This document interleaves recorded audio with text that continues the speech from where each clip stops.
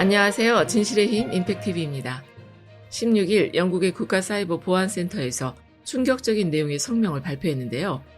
러시아 해커들이 백신 개발 정보를 빼내려는 정황이 포착됐는데 이 해커 그룹을 뒤에서 조종하고 있는 게 러시아 정부라는 거예요.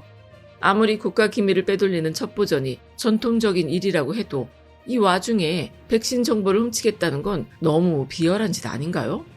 트위터도 해킹을 당해서 빌 게이츠가 비트코인 1000만원어치를 쏴주면 2000만원으로 갚겠다는 메시지를 날렸다는데 여기저기서 아주 난리가 났네요. 이 얘긴 잠시 후에 하고 일단 백신 얘기를 마저 하면요.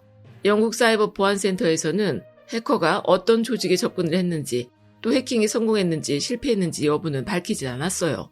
지금 전 세계가 코로나 때문에 얼마나 고통을 받고 있습니까? 백신이나 치료제가 나오기를 눈이 빠지게 기다리고 있는데 다른 국가에서 개발한 백신 정보를 훔쳐가려고 하는 건 말도 안 되는 짓이죠. 국제 공조가 어느 때보다 중요한 시점 아닙니까? 서로가 서로를 믿고 의지해도 모자랄 판에 도둑질이라뇨. 영국에서 밝힌 내용을 보면 더 듀크스나 코지 베어라고 불리는 해커 집단이 해킹을 시도했는데 영국에서는 이게 95% 이상 확실하다고 얘기를 하는데요. 2017년에 네덜란드 정부를 6개월 동안이나 해킹하려고 시도한 세력을 쫓아가 봤더니 그 뒤에 러시아 정부가 있더라는 거죠. 2015년부터 2017년까지 미국, 노르웨이, 네덜란드 정부에서 비슷한 일들이 일어났고 그걸 코지베어라는 해커 집단 소행이라고 의심하고 있었는데 네덜란드에서 제대로 꼬투리가 잡힌 거예요. 어쨌든 이번에 영국뿐만이 아니라 캐나다나 미국에 대해서도 백신 정보를 훔치려고 한 정황이 드러나면서 이 세 나라의 정보기관에서 함께 성명을 발표했는데요. 해킹 배후를 밝히면서 국제 공조를 좀 더 튼튼히 해야 한다는 의지를 밝힌 거죠. 앞으로 전 세계가 온라인을 통해서 점점 더 가까워지고 정보 교류가 많아질 텐데 이런 못된 송아지들이 더 늘어나기 전에 확실한 방안을 만들어 뒀으면 좋겠네요. 정부 기관뿐만 아니라 민간 기업에 대한 해킹도 심각한 문제잖아요. 트위터도 16일에 난리가 났어요.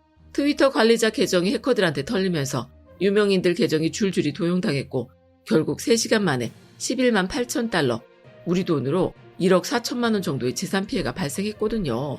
일이 워낙 순식간에 일어나다 보니까 관리자가 매수된 거 아니냐는 소리까지 돌면서 트위터 창사 이래 최악의 보안사고라는 평가도 나오고 있네요. 제일 먼저 해킹된 유명인 계정은 테슬라의 일론 머스크였고요. 그 다음이 빌 게이츠였는데 두 사람 계정에 비트코인을 보내주면 2배로 돌려주겠다는 게시물을 올리기 시작하면서 그 뒤로 오바마나 조 바이든 같은 정치인에다가 버핏 같은 백만장자 계정까지 이용해서 비트코인을 보내달라고 사기를 친 거예요.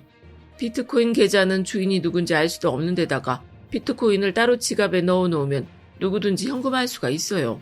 현금을 받으면 계좌가 추적될 수 있으니까 비트코인을 이용한 거죠. 오바마 전 대통령 같은 사람이 코로나 사태로 힘든 사람들을 위해서 사회에 환원하겠다. 이렇게 얘기하고는 비트코인을 보내주면 2배로 돌려준다고 하니까 혹하는 사람들이 충분히 생길 수 있잖아요. 음모론일지도 모르지만 AP통신에서는 해킹 피해를 본 유명인이 주로 미국 민주당 소속 정치인이거나 좌파 인사라면서 일종의 정치 공격이 아니냐는 의견도 내놨어요. 만약 그 의견이 맞다면 비슷한 사건이 계속 생겨날 가능성이 크죠. 현재까지 피해액이 1억이 좀 넘으니까 사건이 떠들썩했던 것 치고는 피해액이 그렇게 크지는 않은데요. 트위터 주가가 5% 정도 빠지면서 출렁하긴 했지만 이 해킹의 목적이 돈이었다고 생각하기에는 뭔가 좀 찜찜하지 않나요? 앞에서도 말씀드렸지만 비트코인 계좌는 실제 소유주가 누군지 밝히기 쉽지 않기 때문에 이 해킹의 배후가 누군지 드러나지 않을 가능성이 커요. 그런데 거래소에서 계좌를 묶어버려서 결국 돈은 가져가지 못하게 됐잖아요. 코인을 재빨리 지갑에 챙겼으면 그만큼은 가져갈 수 있겠지만 그래봤자 1억 정도밖에 안 되는 돈이고요. 영리하게 행동하긴 했는데 들인 노력에 비해서 결과는 형편이 없다는 거죠. 계좌를 트위터에 다 노출해놨으니까 당연히 금세 막힐 거라는 걸 알았을 텐데 왜 이렇게 영리하면서도 멍청한 짓을 했을까요? 이게 만약 돈을 보내달라는 메시지가 아니라 사회적인 메시지였으면 어땠을까요? 오바마, 조 바이든, 블룸버그 같은 정치계의 거물에다가 빌 게이츠, 일론 머스크, 베이조스, 워렌 버핏 같은 세계의 거물들, 심지어 우버나 애플 같은 대기업은 물론이고 메이웨더나 카다시안 같은 예체능계 유명인들까지 가세해서 한 메시지를 쏟아냈다면요. 요즘같이 어수선할 때 자칫 잘못하면 큰 사회적 혼란이 일어날 수도 있지 않을까요? 한쪽에선 정보를 훔쳐가려고 해킹을 하고 또 한쪽에서는 정보를 흘리려고 해킹을 했네요. 어제 방송에서는 틱톡에서 개인정보를 빼나가는 문제가 심각하다는 말씀을 드렸는데요. 많은 분들이 댓글에서 지적을 해주셨지만 구글 같은 대형 포털에서 빅데이터라는 명목으로 취합하는 정보도 만만치 않죠. 구글이나 네이버, 다음에서 쇼핑을 하고 나면 꼭 비슷한 물건들 광고가 주르륵 보이는 경험을 다들 해보셨을 거예요. 저는 처음에는 그게 우연인 줄 알았어요. 내가 관심 있는 게 자주 보이네? 이렇게만 생각을 했었지. 내가 찾아본 검색어를 이용해서 관심사를 노출시켜줄 거라는 생각을 못 해봤거든요. 그런데 이제는 그게 아주 당연한 일이 됐잖아요? 유튜브에서도 유튜브 알고리즘이라는 젠틀한 이름을 달고 내가 지금껏 봐온 영상이랑 비슷한 취향의 영상들을 줄줄이 추천해주고 말이죠.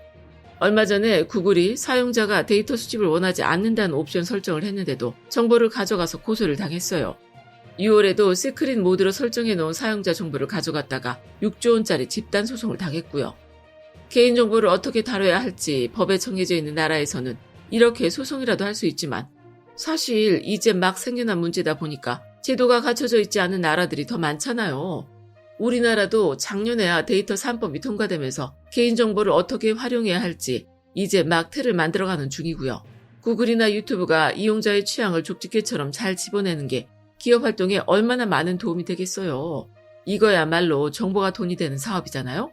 경제적으로만 생각하면 빅데이터를 빠르게 만들어서 여러 기업에서 활용할 수 있게 하는 게 좋은 거고, 개개인의 입장을 생각하면 내 정보가 아무데로나 흘러가서 나도 모르는데 사용되는 게 꺼림칙한 게 당연하고요. 이번에 트위터 해킹 사건에서도 느끼셨겠지만 이제는 예전처럼 1대1로 편지를 주고받거나 책을 읽거나 하면서 소량의 정보를 제한적으로 받아들이는 시대가 지났어요. 정보가 그야말로 홍수처럼 무차별적으로 쏟아지고 있는 시대에 살고 있는 거죠. 틱톡, 구글, 유튜브, 트위터, 페이스북 같이 개인정보를 대량으로 심지어 실시간으로 다루는 매체에서 어떤 도덕적 기준을 가져야 하는지, 또 우리들은 이 많은 정보들을 어떻게 받아들이고 내 개인정보를 어느 정도 선에서 지킬 건지를 이제는 좀 더 구체적이고 본격적으로 논의해야 할 시점이 온 것 같아요. 개인이랑 기업의 이해관계가 서로 맞부딪히는데 아무런 사회적 규범이 없으니까 기업에서 먼저 유리한 방향으로 끌고 갈 수 있잖아요. 그렇게 되면 기업의 좋은 쪽으로 만들어진 틀 안에서 개인들은 또 힘겹게 싸워야 하는 거고요. 이제는 우리 모두가 정보 생산의 주체라는 걸 확실하게 깨닫고 그 정보를 어떻게 사용하면 좋을지를 더 활발하게 얘기해야 할 시점이라고 생각합니다. 끝까지 시청해주셔서 고맙습니다.